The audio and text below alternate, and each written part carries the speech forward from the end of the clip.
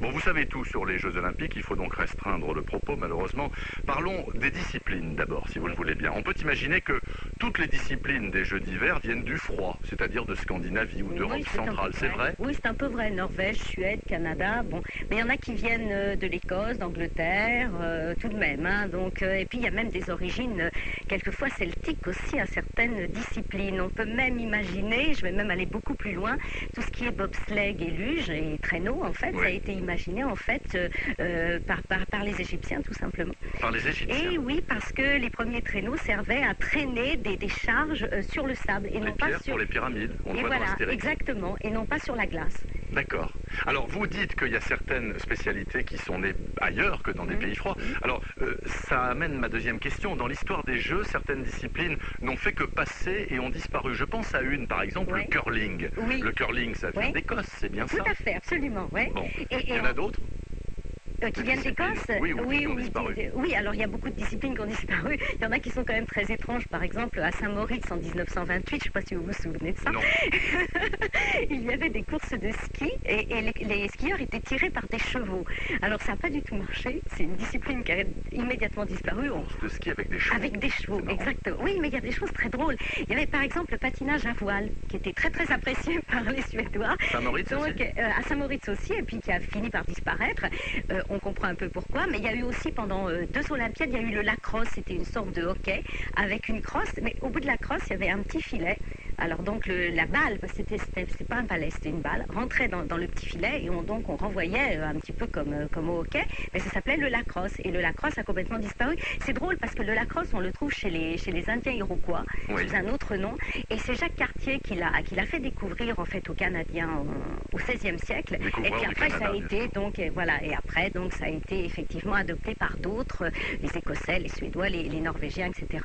Donc il y a quand même, alors on va pas parler de toutes parce que en fait il y a beaucoup d'épreuves qui sont passées dans les Jeux, quelquefois simplement en représentation, parce oui. que vous savez, quelquefois il y a des démonstrations, et puis ce sont des épreuves qui ne sont pas homologuées, mais finalement il y en a qui sont très très variées, très drôles, et puis aussi très dangereuses, comme le kilomètre lancé par exemple. Le kilomètre lancé c'est affreux, c'est des skieurs qui sont lancés à toute vitesse, sur des pentes qui sont vraiment...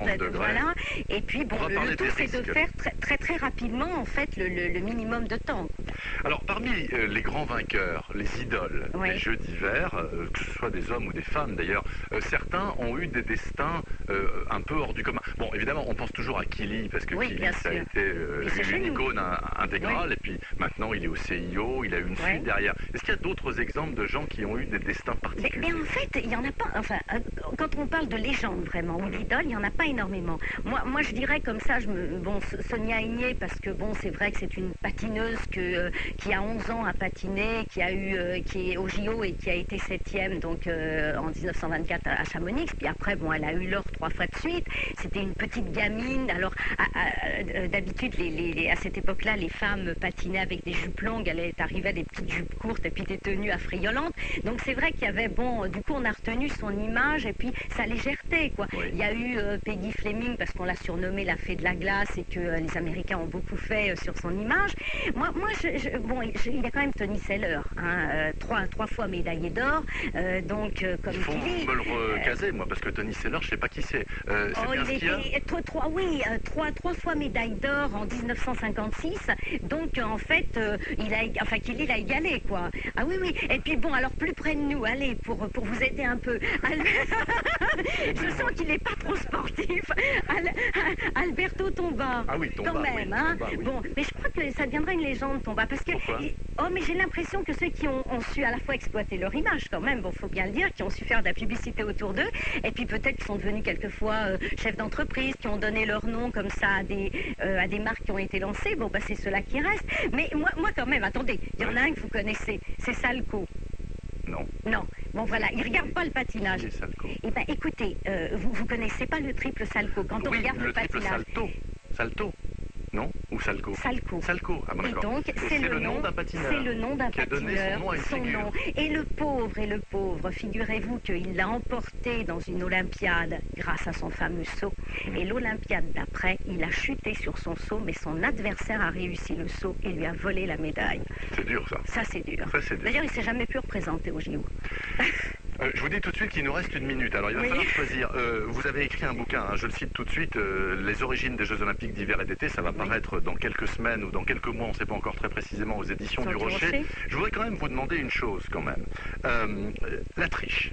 On a beaucoup parlé de la triche à Salt Lake City, à propos éventuellement du patinage. Bon, cette année, il y a des histoires de dopage. Là, dès l'ouverture à Turin, on dit que peut-être il y en a certains qui sont dopés. C'est une vraie réalité ou pas? Parce qu'aux Jeux d'été, il y en a qui ont été chopés la main dans le sac, plein. Mais aux Jeux d'hiver... Mais il y en a beaucoup moins. Non, c'est vrai qu'on parle beaucoup moins de dopage. Il n'empêche qu'il y a quand même des choses très très curieuses. Souvenez-vous, en 64 à Innsbruck déjà. Bon, c'est la première fois qu'on parlait de dopage à Innsbruck.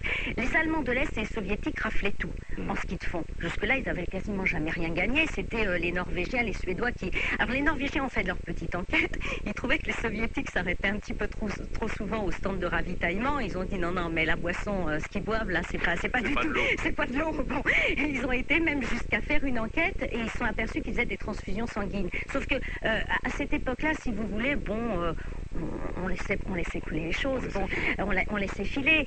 Les premiers jeux en 1908 à Londres, quand il y a eu le patinage artistique, il y a eu les mêmes scandales que ceux qu'on a connus récemment, c'est-à-dire que le jury britannique a favorisé évidemment les patineurs anglais. Et puis bon, c'est passé quoi, hein, voilà.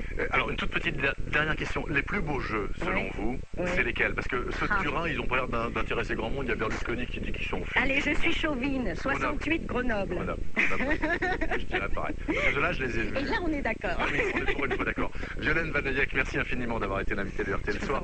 Donc, les origines des JO d'hiver et d'été, ça va paraître un jour, sans doute, aux éditions du Rocher. Et on souhaite longue vie à ce bouquin. RTL Soir, 18h39. 18h39.